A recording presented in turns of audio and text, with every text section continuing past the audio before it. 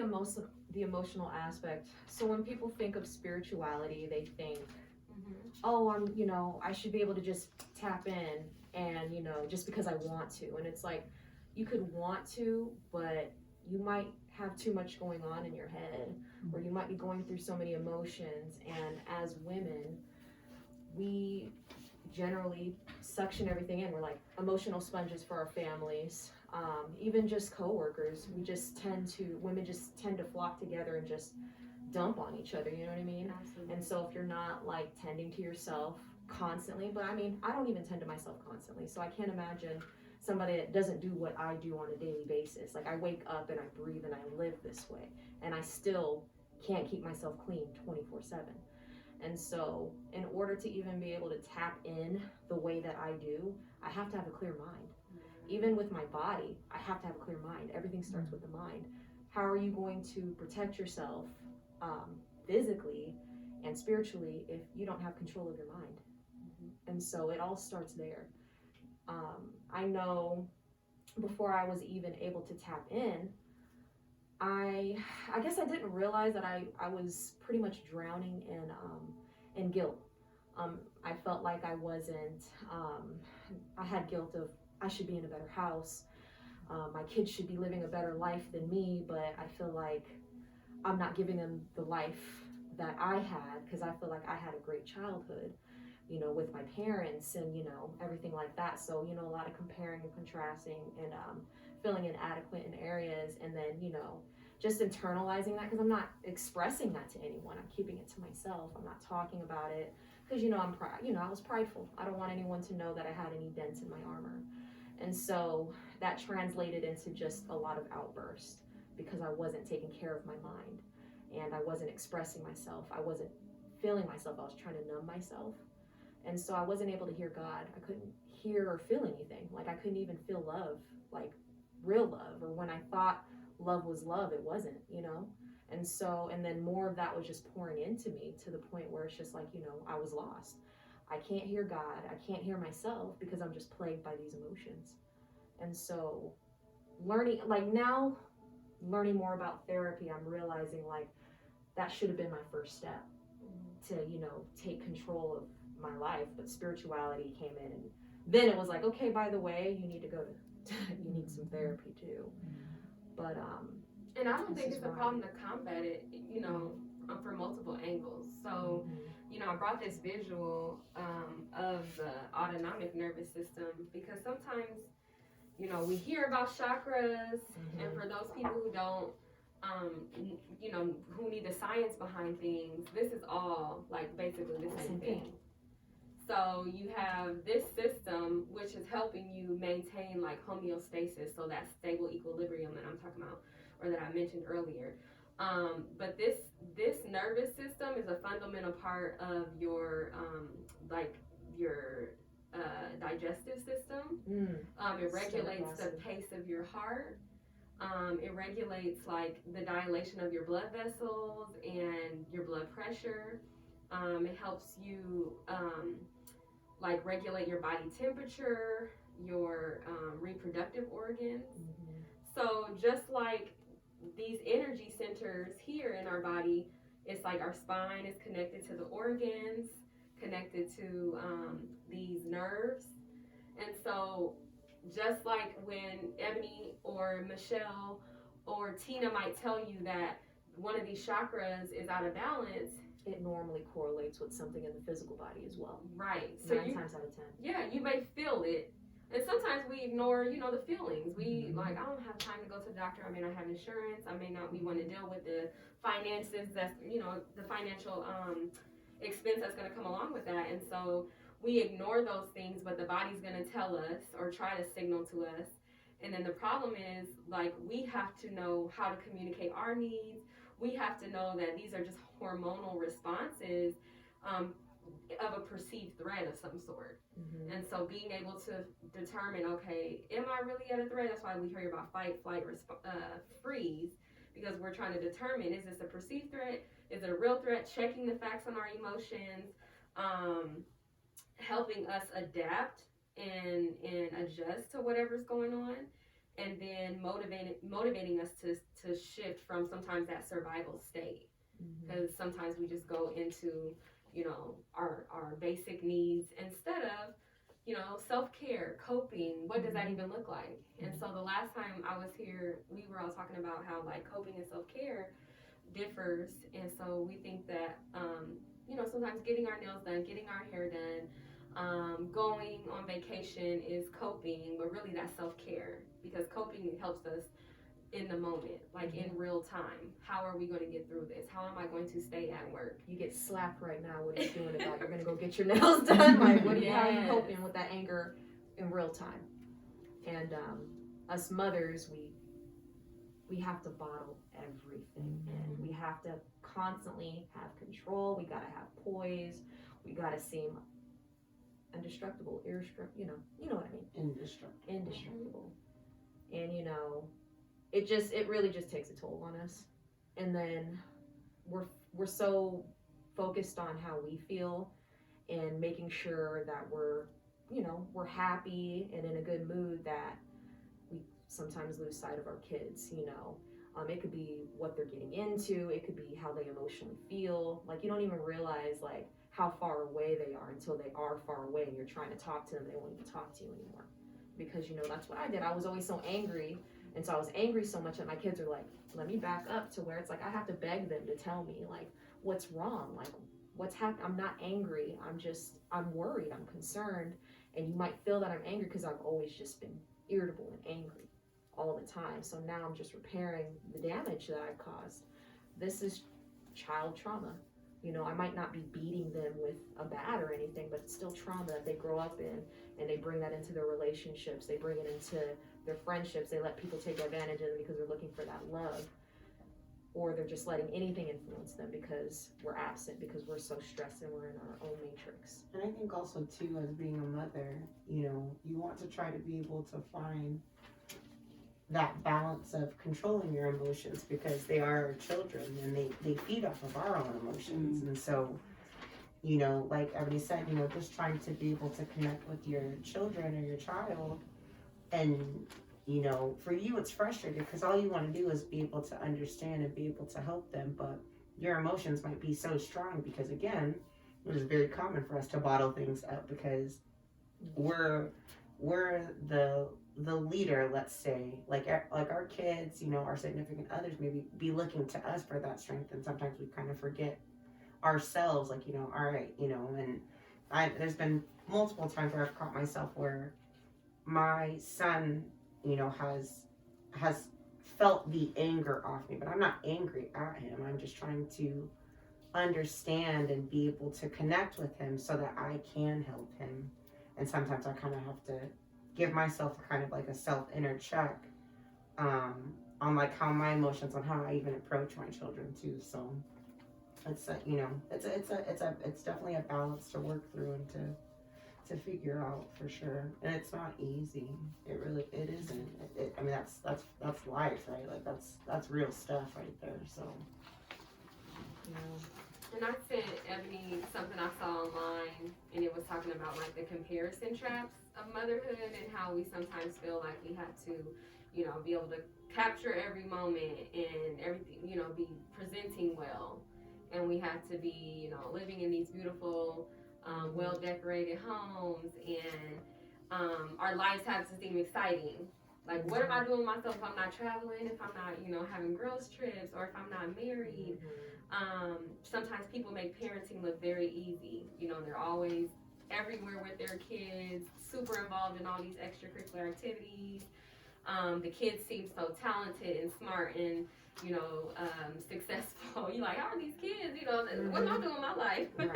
How are you paying for all these sports? Because I know that's like, and where do you get the time? How are you working to get money? And that's then my first question is, how do you do it? Yeah. Like, how do you do this? Yeah. I need to learn. Yeah, you Okay. know, I gotta Right. So then everybody just seems happier than us, and so then when you're caught in that trap, you're just like, not necessarily acknowledging what really matters to you and what you really even value, because you're thinking so much about like, okay, am I doing something wrong? Am I missing something in my life? And instead, you may not even care about half of that stuff. But with the society that we live in now, our thoughts become things, and they cause us to feel a certain way, and then they cause us to behave a certain way. So just being mindful of that. Does anybody in here have experience with therapy, or what are your thoughts about therapy? What are your questions, or what first comes to mind? Do you have? I think everybody should do it at least once. Yeah. Try. Okay. This world is too messed up to try to hold things in or to understand and cope with things. That's what they're there for. They may not understand it as far as personal experience wise, but they can make you look at it from an outside point, Mm-hmm. Without true judgment from friends or family or anything else. And that's a lot of why people truly don't go, because family's always like, well, what do you need that for? That you weak, you weak, suck it up, stuff like just that. being soft, right? Yeah, and so people just don't know how to cope with that. So I truly think that even teenagers, should at least try it once, every job offers it, so why not utilize those 5-6 sessions to at least get a handle on things, because this, like I said, this world is way too messed up to try to do it alone. You don't have to do it alone. I do think it's also important to find the right therapist that does change your perspective on it. And like you said, you do have to go through those trials trying to find the right therapist, but the right therapist is out there for everybody. So that's also my take on therapy is, there is someone out there that can help you and will understand you. You just have to kind of go through those trials and find the right person. Because some people have had bad experiences with therapists, and then they think it's just all a sham, but really you just need you need someone that you can really connect to, Right. So, yeah. Because there definitely is people out there that are just in it for the money. Or, Yeah, they don't for even sure. care. Or they don't even You know. care, and it's like, or they don't truly understand because they've never maybe experienced that personal side of it. And so I do agree with that. And the same effort that we put into shopping around for like doctors, nail Spiritual techs, people, beauticians, Who's selling the best weed? Yes. Or Stop. I really wanted to say the other. Loud stuff. We're gonna be quiet. Yeah, but we're But I'm just kidding. Sorry, she's there. Hey, and there's We don't do that around here. but there's just different. You're gonna find ways to figure out the best fit for you. And some people put energy into a lot of those other things, whether it is weed man or hairstylist or nail tech or whatever those things are. And so Band-Aid. so that's the Band-Aid, not necessarily the doctor piece. But isn't it interesting how some people feel like a therapist, there's that taboo and there's that like stigma toward going to therapy, but you will go to the doctor and get a checkup. Right. You will go periodically listen to somebody about Western medicine and that prescription medication. So why not, at least shop around and say, hey, if I'm willing to listen to this professional who went to school, why not listen to this other professional who went to school? And honestly, like Michelle said, with evolution, there are ways to find a good fit for you. So I was telling Ebony about this website called Psychology Today. I don't know if you guys have ever heard of it, but it's basically like, how do I describe it? It's like there are profiles similar to like Facebook profiles. So you can actually, on the website, when you first log in, it'll say like, find a therapist, and then you can put in your zip code, and then it'll just show you pictures of people. It'll give you their personal statements. You can filter by which specialty, like whatever you want them to specialize in. If you're looking for someone for your child, or if you're looking for a marriage and family therapist, if you're looking for someone who is well versed in depression, anxiety, women's issues, things like that, a trauma, you can select that. Whether you want to pay with insurance, and they have specific insurance options. So if you want to know if they accept your insurance, cash pay, what else? There are just a lot of different filters, and then it will only show you the profiles that meet your criteria or your preferences.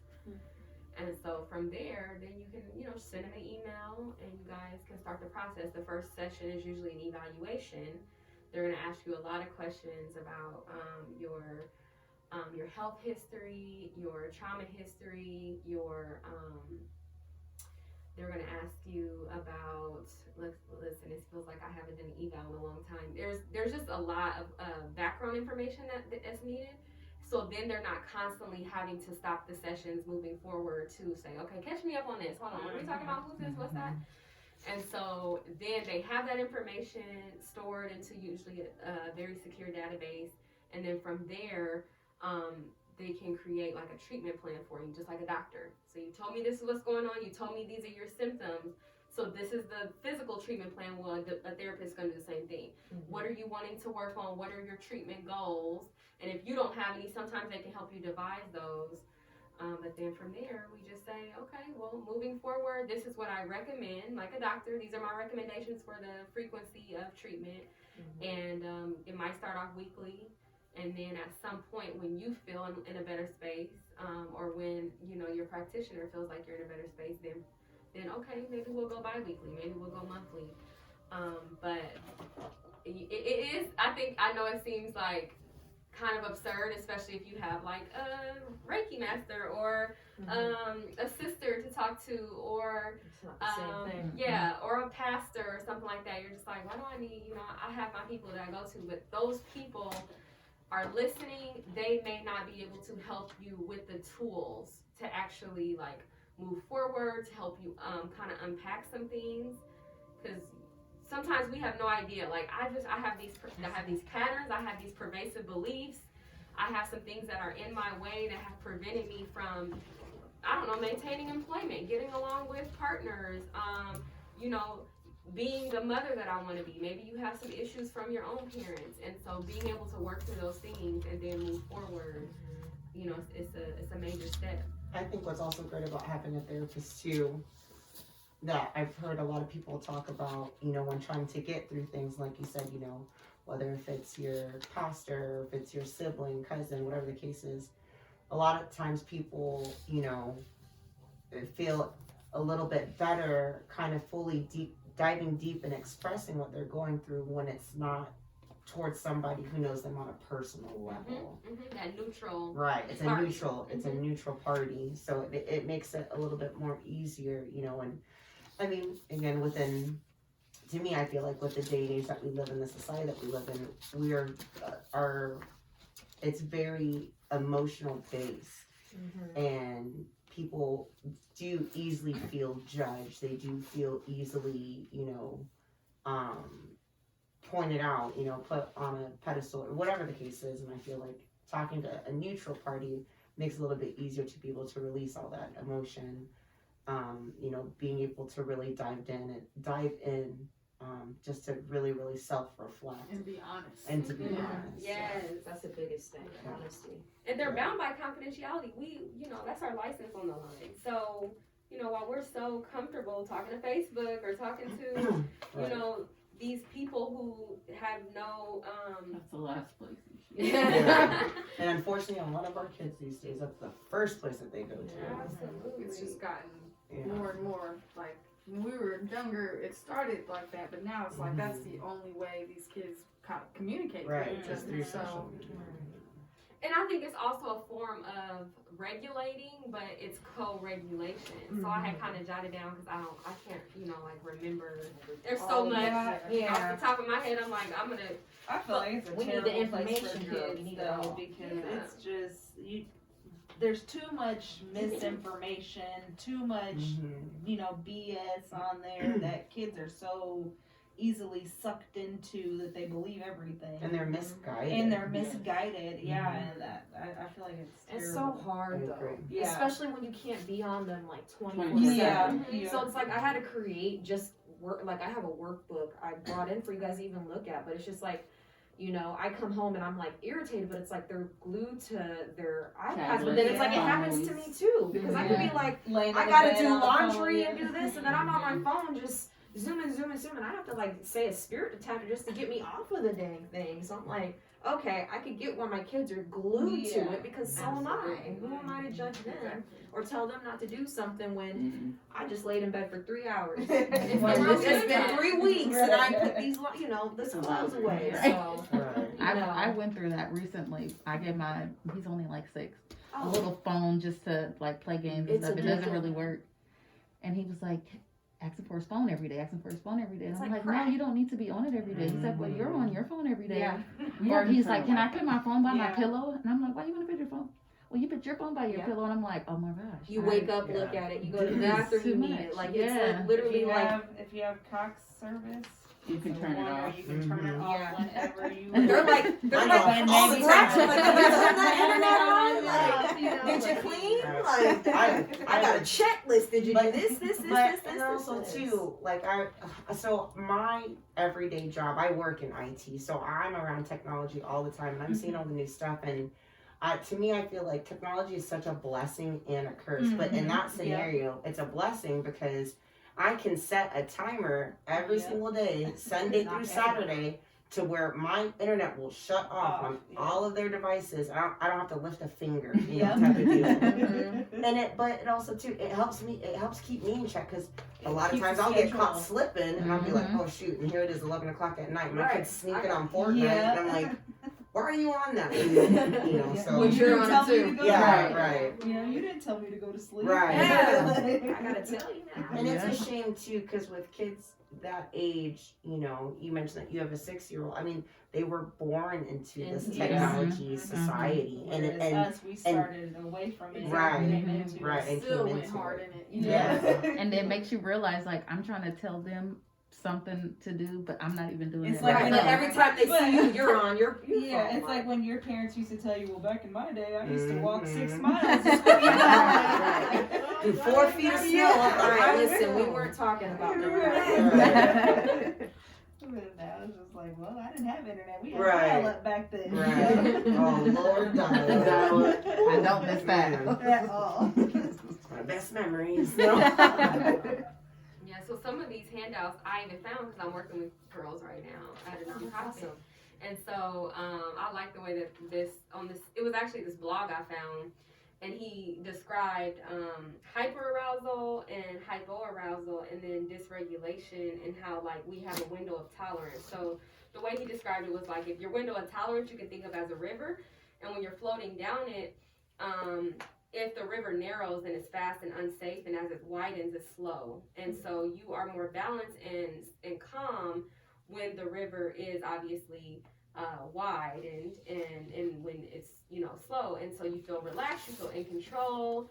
You're able to function effectively. You're able to take on the challenges that life throws at you. But obviously we're speaking metaphorically with the river, but when you are in hyperarousal, and social media can make our kids feel like this a lot of times, you have this emotional reactivity to lash out. We can relate to that as moms.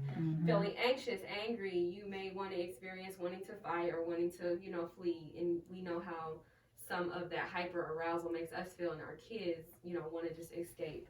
Hypoarousal is when it's decreased responsiveness, like numbness, exhaustion, depression. You feel like just shutting down. And so with dysregulation, you are deviating outside of the window of tolerance. And so just that with therapy, you can learn how to tolerate distress, because there are some life events that are positive and that can later bring happiness that are stressful. Whether it's and that can overwhelm us, whether it's having a baby, moving, getting married. All those are beautiful things. Getting a promotion, but they can be stressful. And so we can't avoid stress. We know that. But I was gonna say, sometimes we have to learn also how to self-regulate, because we're so accustomed to co-regulating. So, hugging, holding hands, like having somebody hold you while you cry, that's co-regulation. Talking to trusted friends, family, asking for validation, or even like breathing. Sometimes breath work, you want somebody to do it with you. You want to be in those supportive environments. You want to be like doing those community activities. But when it's time to do those things on our own, we like, I don't know where to begin. I don't feel like doing that. We push it off, or we Excuses for it. yeah. And so therapy, you know, or the right therapist can help you learn how to identify the emotions. What am I feeling? What is my body trying to communicate to me? Develop an awareness of your strengths and weaknesses with your triggers, because we have things that activate our emotions. Whether it's past experiences, whether it's something someone says, something someone does, even our own kids, there's things that they do. Yes, take Tap, it over just the breathe. Why? Like, what would you do? Why would you do that? Yes. It's like, because I need to breathe. Mom, I can't laugh. I gotta change my laugh. I just can't laugh around mom. And then we even have warning signs that we're, you know, okay, it's taking us there, we're a ticking time bomb, and we have to be able to acknowledge, okay, I'm feeling off before we just blow up. And so being able to analyze those thoughts and like practice reframing those thoughts, and take an initiative to stay persistent and like working toward self-monitoring, and then like rewarding ourselves. Because it's, you know, when you start to heal, it's a positive thing. It's a great thing. And we know ourselves, and we're just like, man, you know what? The old me, you know, would have did this. Fought, but I'm getting better.